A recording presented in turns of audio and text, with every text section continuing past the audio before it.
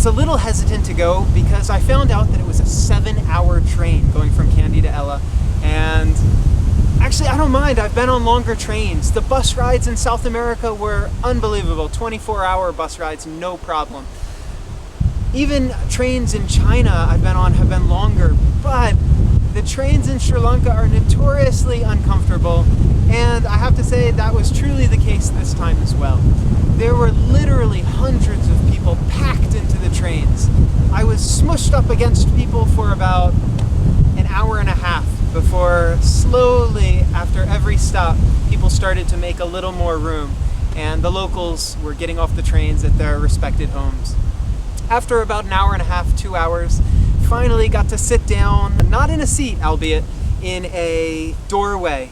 But it turns out that was an even better experience because we had the whole doorway open to us and just having our feet dangle over the rushing ground, and the landscapes were incredible. It was really, really beautiful. And a lot of people, they don't want to travel during the monsoon season or the rainy season because the clouds cover up the view, the rain is hard to travel in. But honestly, going from Kandy to Ella in the rain was fantastic. It was beautiful. The clouds that were in between the mountains were it just made it that much better. Not only that, but the rain, it was cool, it wasn't hot. Kandy has a very cool climate. Ella is even cooler.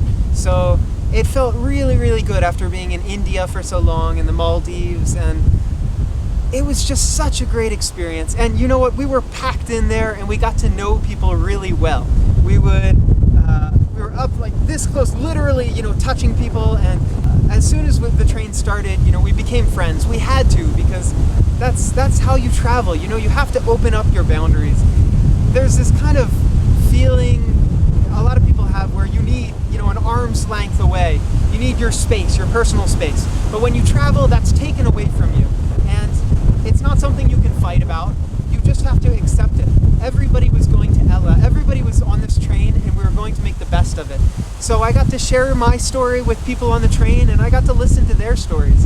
And they were so friendly. We all shared food, and everybody smiled. We're all happy. We're on vacation. We're so blessed to be here and be doing this.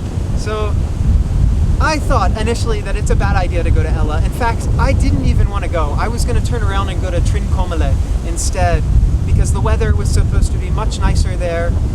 But I was convinced by others that I should go to Ella. So I decided to go, and it was a really good decision. Arriving in Ella, I was surprised because it's quite touristy. There's a lot of tourists here, which is really, really not my style. But there are certain places you can go that are not touristy.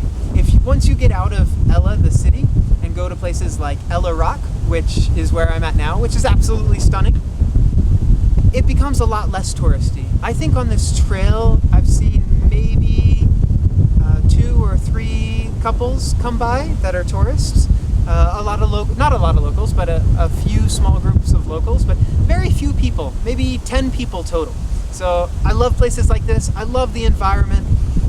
I like Ella a lot. It's really nice. This environment is so different from Anuradhapurna, and I imagine it's different from Jaffna and Trincomalee as well. This is really my style. I enjoyed it. I loved Kandy, not the city, but the national forests, the forest area is beautiful. This place is really beautiful. Not yet touched the summit. We have to go up, and they said it's about a 15-20 minute hike up, like straight up, so it's a little bit of a challenge, but it's good preparation for the Everest trek that I'm going to be doing in Nepal soon. I'm Chris across the world, and this is the beautiful Ella.